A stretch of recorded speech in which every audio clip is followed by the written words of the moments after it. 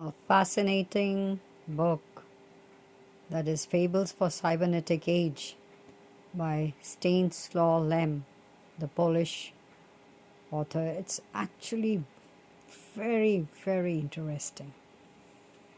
A must read. It is translated from the Polish by Michael Kendall and it's illustrated by Daniel Mose. This is a captivating book and thought-provoking science fiction that takes readers on a journey through a fantastical and whimsical universe. Published in 1965, the book is a collection of short stories set in a world dominated by robots and AI, artificial intelligence.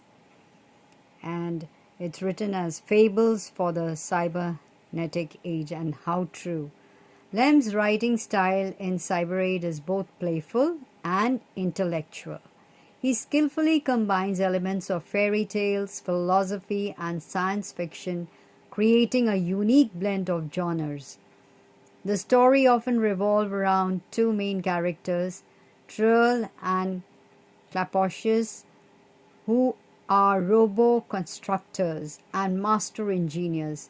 They embark on various adventures called sallies in space, in the outer space, encountering bizarre creatures and solving complex problems.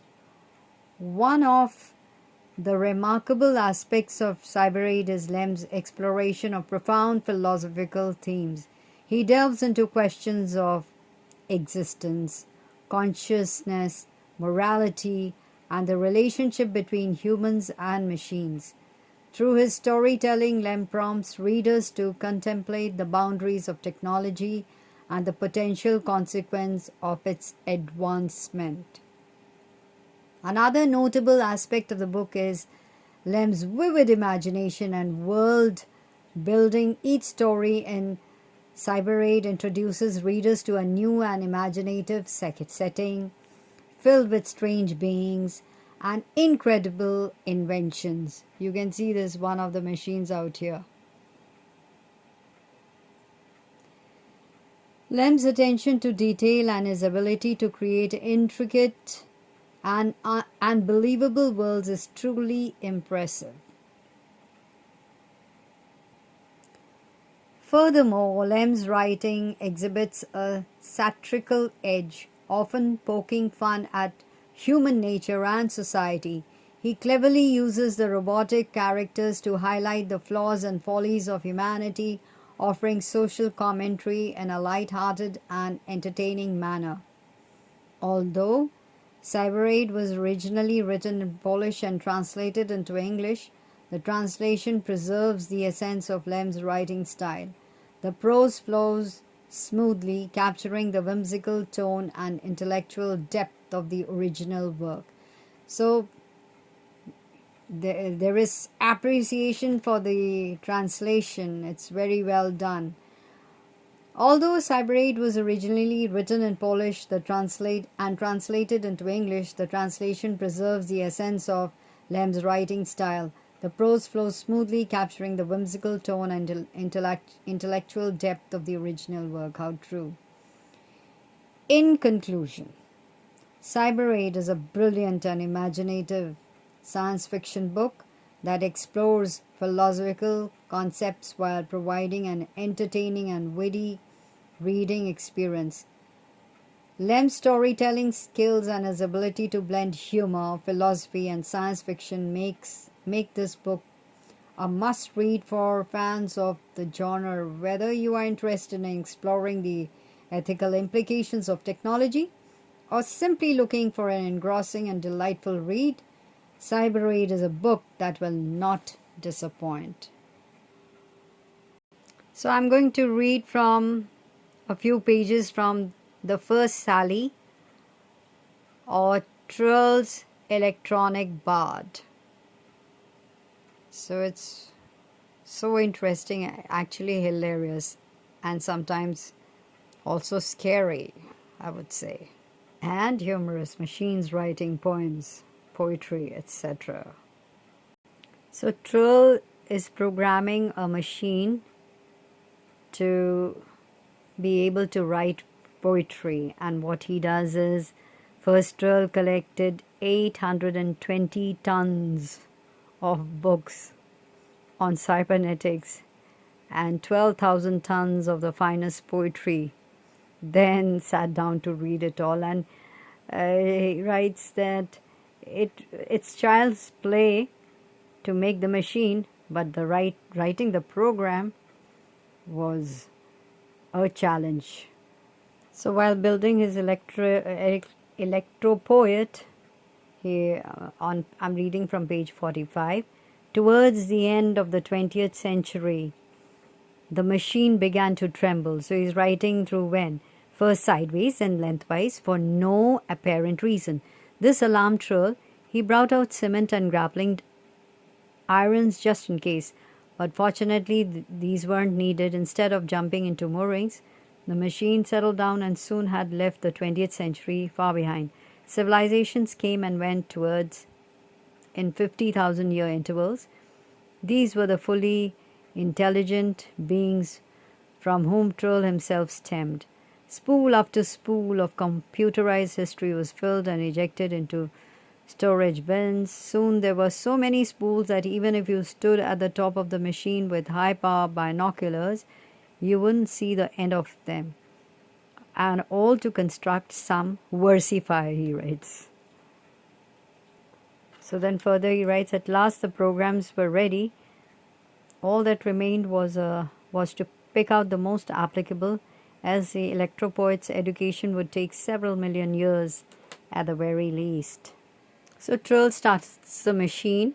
It immediately proceeded to deliver a lecture on the grinding of crystallographical surfaces as an introduction to the study of some molecular magnetic anomalies.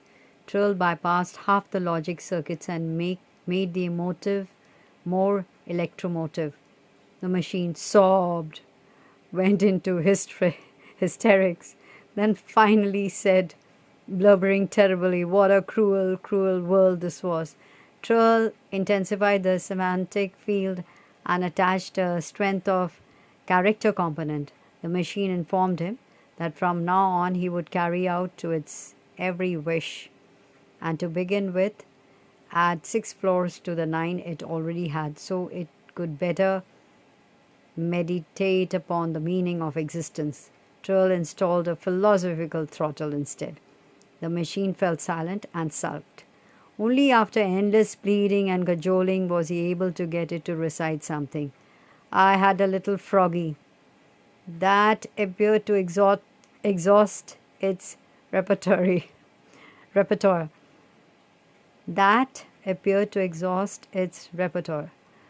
Trill adjusted, modulated, expostulated, disconnected, ran checks, reconnected, reset, did everything he could think of, and the machine presented him with a poem that made him thank heavens Toposius wasn't there to laugh. Imagine simulating the whole universe from scratch, not to mention civilization in every particular, and to end up with such dreadful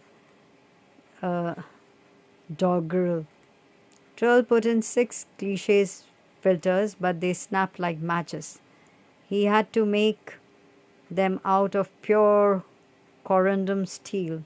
This seemed to work, so he jacked the semanticity up all the way, plugged in an alternating rhyme generator, which nearly ruined everything since the machine resolved to become a missionary among destitute tribes on far-flung planets. But at the very last minute, just as he was ready to give up and take a hammer to it, Trill was struck by an inspiration. Tossing out all the logic circuits, he replaced them with self-regulating, ego-centripetal narcissitors.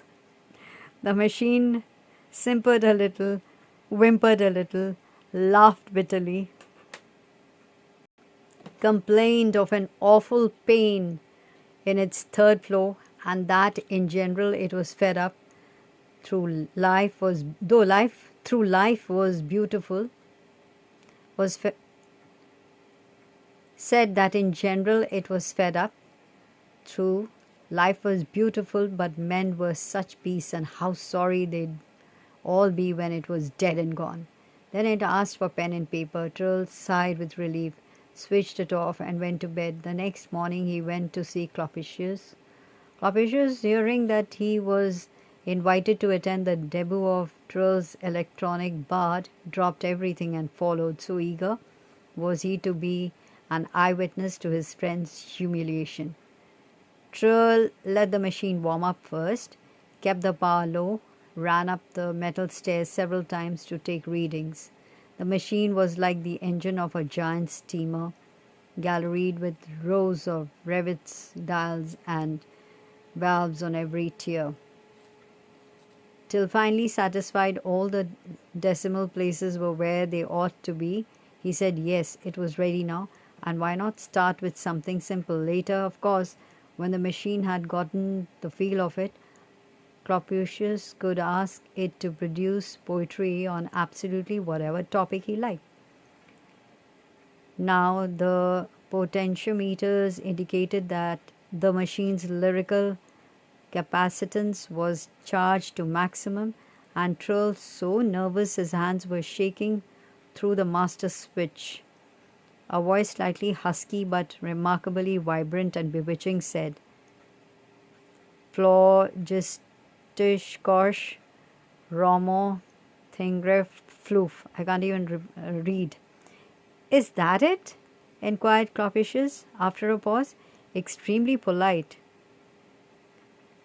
Trill only bit his lip, gave the machine a few kicks of current and tried again. This time the voice came through much more clearly. It was a thrilling baritone, solemn yet intriguingly sensual. Pavete Maron. I cannot read this. You can read it for yourself.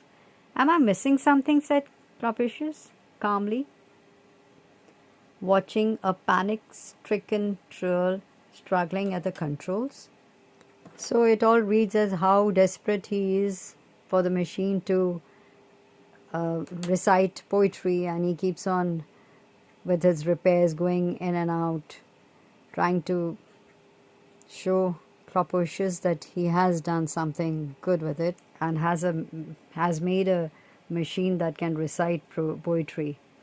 So suddenly, when he's doing all this, there was a crackle, a clack, and the machine with perfect poise said, "The petty and the small are overcome with gall, when genius, having faltered, fails to fall. Clopicius too, I ween, will turn the deepest green to hear such flawless verse from Trill's machine." There you are, an epigram, and wonderfully apropos, laughed Trill, racing down the metal stairs and flinging himself delightfully into his colleague's arm. Clopicius was taken aback, was no longer laughing. "What's that?" he said. "That's nothing. Besides, you had it all set up beforehand." "Set up? Oh, it's quite obvious. The ill-disguised hostility, the poverty of thought, the crudeness of execution." "All right, then ask it something else. Whatever you like, go on. What are you waiting for? Afraid?" "Just a minute," said Clopicius, annoyed. He was trying to think of a request as difficult as possible, aware that any argument on the quality of the verse the machine might be able to produce would be hard, if not impossible, to settle either way. Suddenly he brightened and said, "Have it compose a poem about a haircut, but lofty, noble, tragic, timeless, full of love, treachery, retribution, quiet heroism in the face of certain doom. 6 lines cleverly rhymed, and every word beginning with the letter S. And why not throw in a full exposition of the general theory of non-linear automata?" "While you're at it," growled Trill, "you can't give it Such idiotic. But he didn't finish. A melodious voice filled the hall with the following. Seduced shaggy Samson snored. She scissored short, sorely shorn. Soon shackled slave Samson sighed, silently scheming, sightlessly seeking some savage, spectacular suicide. "Well, what do you say to that?" asked Trull, his arms folded proudly. But Clapicius was already shouting, "Now, all in G, a sonnet, trochaic hexameter, about an old cyclotron who kept 16 artificial mistresses, blue and radioactivity, had 4 wings, 3 purple pavilions, etc." He goes on. So,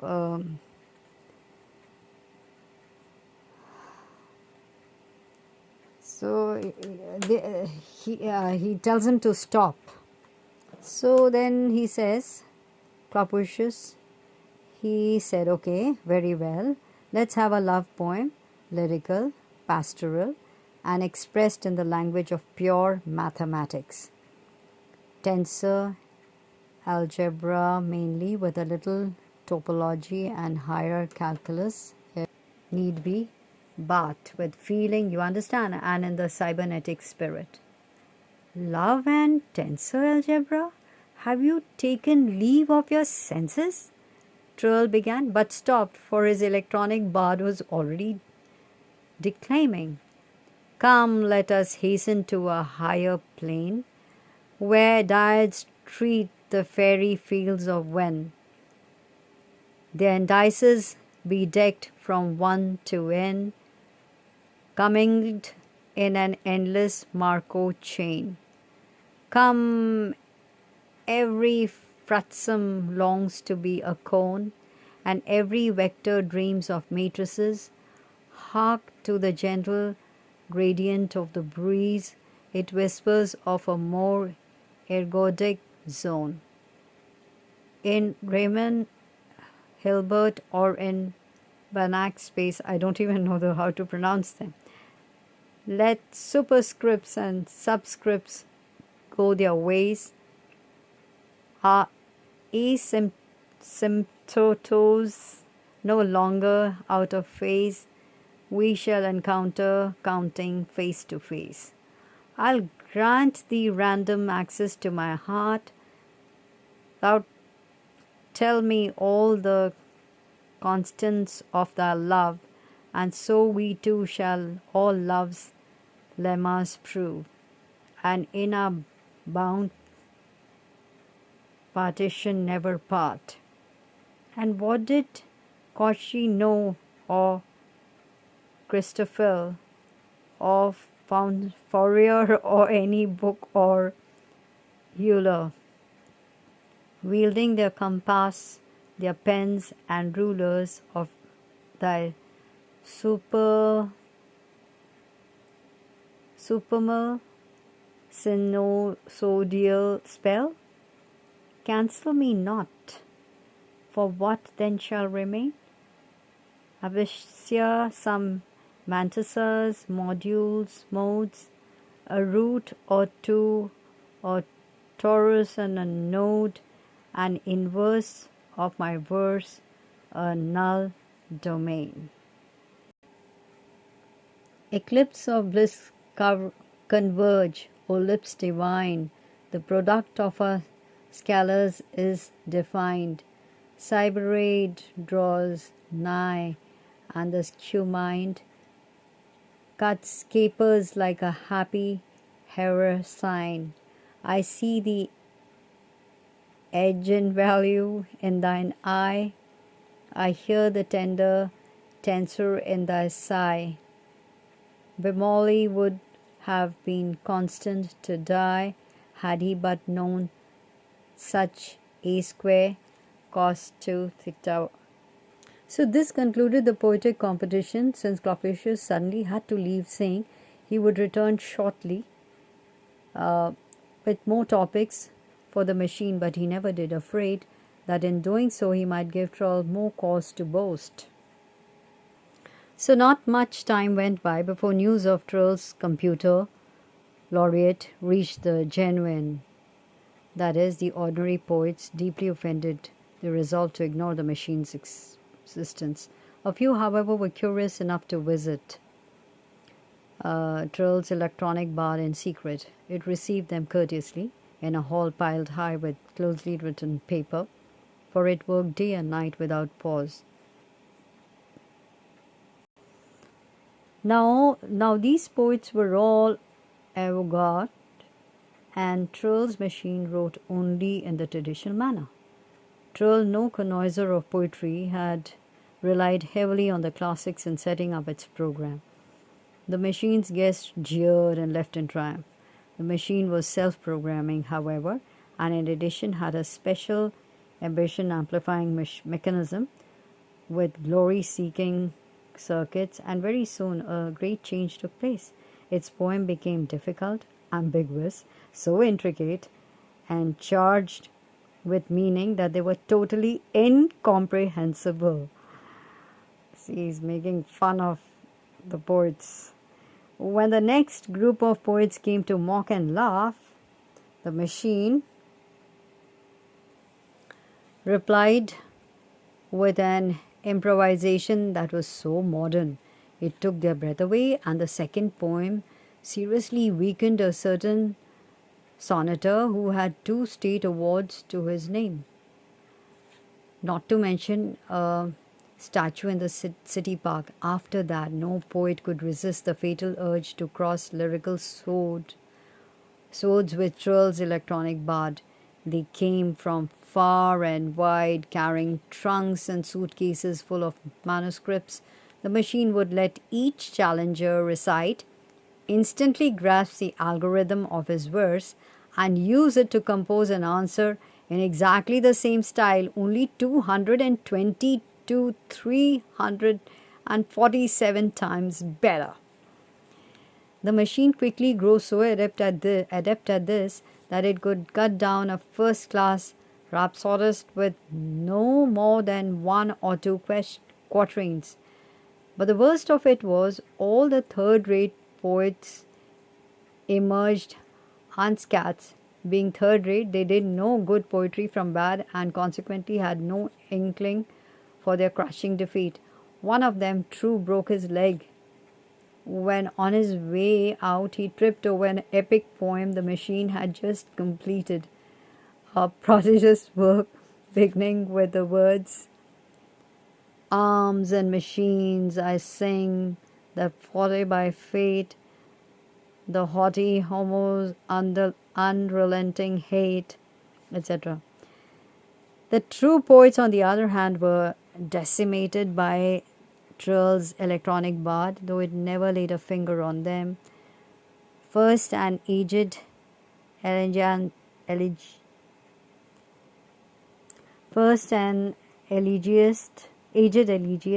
then 2 modernists, committed suicide leaping off a cliff that unfortunately happened to lie hard by the rock leading from Trill's place to the nearest train station. There were many poet protest staged, demonstrations demand that the machine be served an injunction to cease and desist. But no one else appeared to care. In fact, magazine editors generally approved Trill's electronic bard writing under several thousand different pseudonyms at once, had a poem for every occasion to fit whatever length might be required, and of such high quality that the magazine would be torn from hand to hand by eager readers. On the street one could see enraptured faces, bemused smiles, sometimes even hear a quiet sob. Everyone knew the poems of Trill's electronic bard. The air rang with its delightful rhymes. Not infrequently, those citizens of a greater sensitivity, struck by a particularly marvelous metaphor or assonance, would actually fall into a faint. But this colossus of inspiration was prepared even for that eventuality. it would immediately supply the necessary number of restorative rondelets. Troll himself had no little trouble in connection with his invention. The classicists, generally elderly, were fairly harmless. They confined themselves to throwing stones through his windows and smearing the sides of his house with an unmentionable substance. But it was much worse with the younger poets. One, for example, as powerful in body as his verse was in imagery, beat Troll to a pulp, and while the constructor lay in the hospital, events marched on. Not a day passed without a suicide or a funeral. Picket lines formed around the hospital. One could hear gunfire in the distance. Instead of manuscripts in their suitcases, more and more poets were bringing rifles to defeat Troll's electronic bard. But the bullets merely bounced off its calm exterior.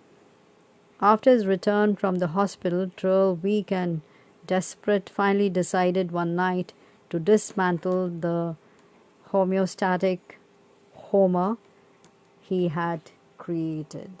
Really funny. From the back of the book, I am reading Leslie A. Fiedler's what he writes, his comment. What seems to me extremely extraordinary about these little fables is that they manage to be truly amusing and profoundly disturbing at the same time. How true. So here's Troll, I'm sure, standing there with a machine, and that's the first page out here. A must read, or even to have it in your library, personal library.